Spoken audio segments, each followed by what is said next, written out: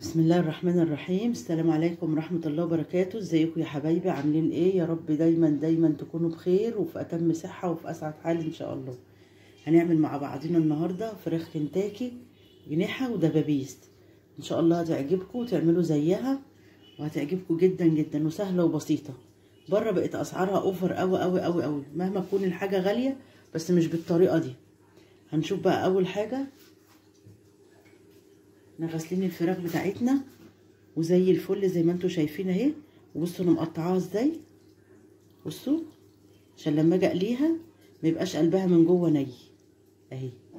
بصوا اهو. وتجي الجناحه برضو نفس الكلام اهو. في ناس بتقطع الطرطوفه دي، وانا عندي اللي بيحب الطرطوفه دي عشان لما بتتقلي بتبقى مقرمشه اهو. هعصر الليمون بتاعي. الليمون بيضيع زفاره اي حاجه.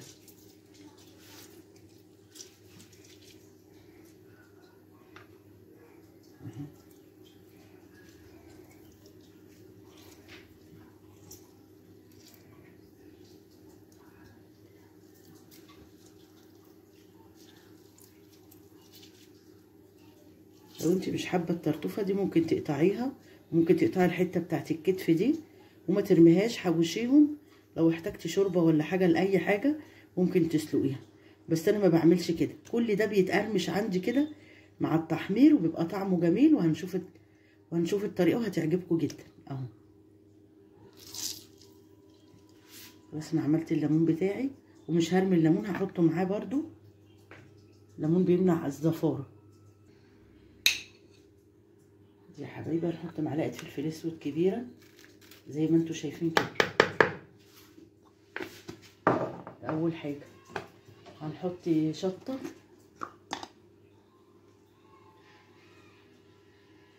عشان احنا بنحبها سبايسي اهي.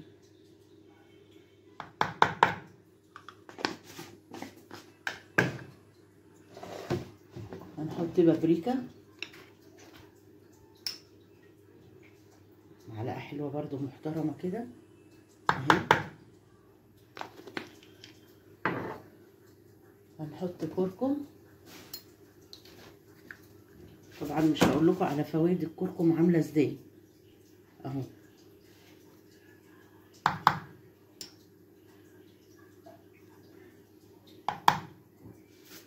الكركم مش بنحطه مجرد لون يعني، لا احنا بنحطه برضو لفوائده. هنحط معلقه بهارات برضو كبيره، 7 بهارات اهي.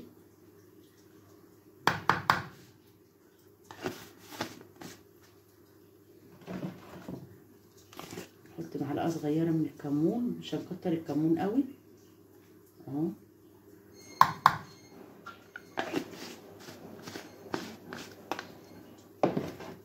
نحط بقى الملح،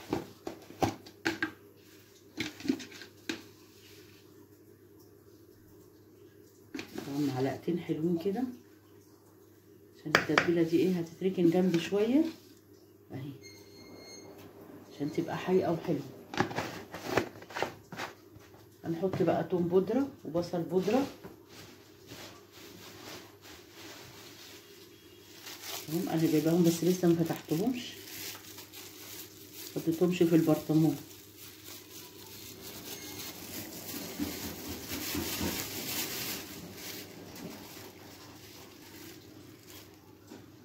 اهي. ده البصل ولا التوم؟ ده التوم. حطيت معلقه توم بودره اهي، والتانيه اهي.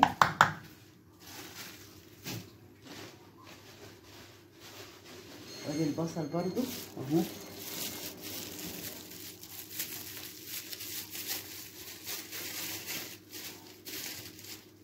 يعني انا هحط بصل فريش وهحط بصل ايه بودر اهو.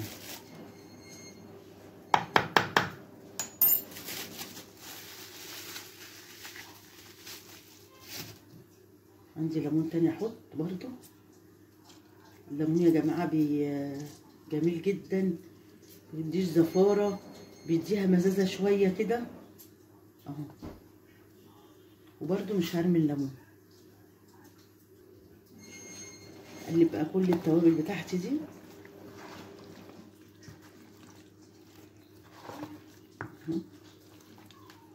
عشان تشرب من التوابل.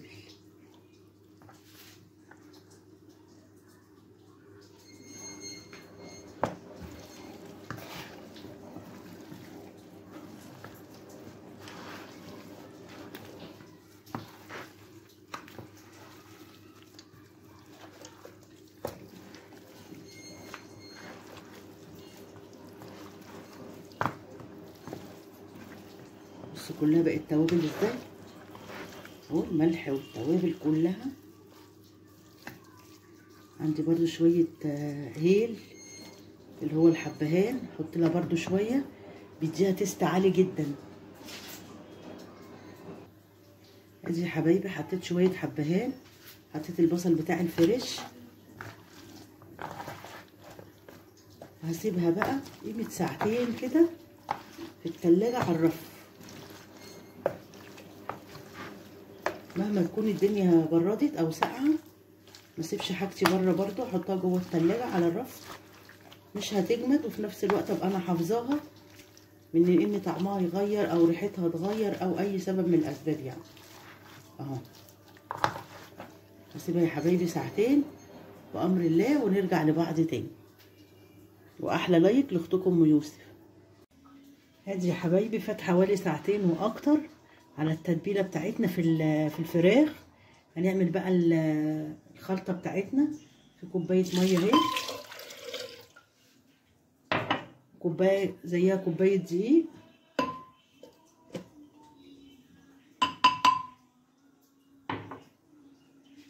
هنضربهم في الخلاط.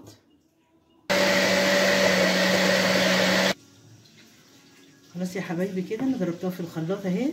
حطيت كوبايه ونص ميه وكوبايه دقيق، معلقه ملح صغيره، مش هحط اكتر منها اهو. بصوا سمكه عامل زي عجينه الكريب كده. مش هحط اي توابل تاني لان هي فيها توابل بما فيه الكفايه زي ما وريتكم كده في اول الفيديو.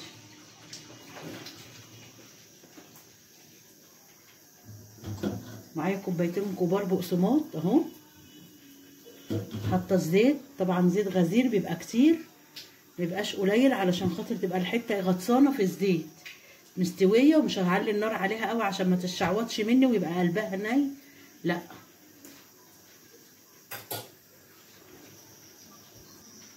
الفراخ بتاعتي اهي يا جماعه اهو، حطي هنا عشان تبقى باينه كده اهي. بصوا طبعا قلبتها كذا مره، اسن وانقطعها واقلبها كده عشان تبقى اللي فوق تحت واللي تحت فوق كلها تبقى حيه.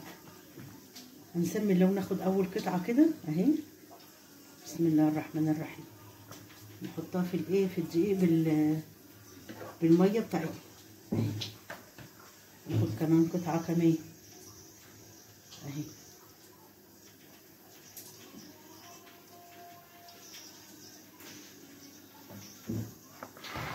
شفتوا بقى انا ما رضيتش احط توابل ليه؟ لان هي بتنزل من التوابل بتاعتها في الدقيق بتاعنا اهو. هطلعها ادخلها في البقسماط اهو.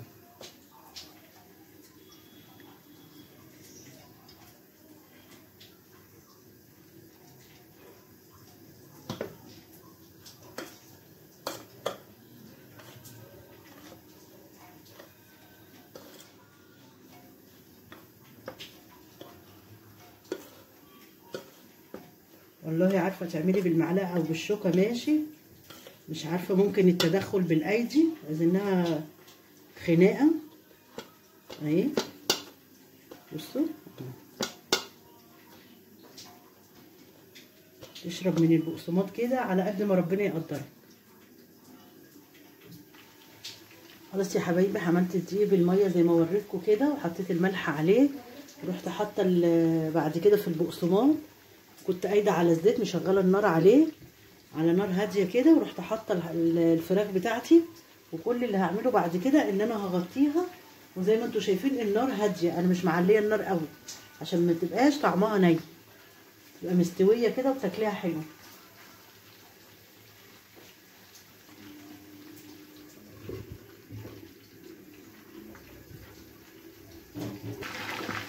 بصوا يا حبايبي ابتدت تدينا لون ازاي اهي.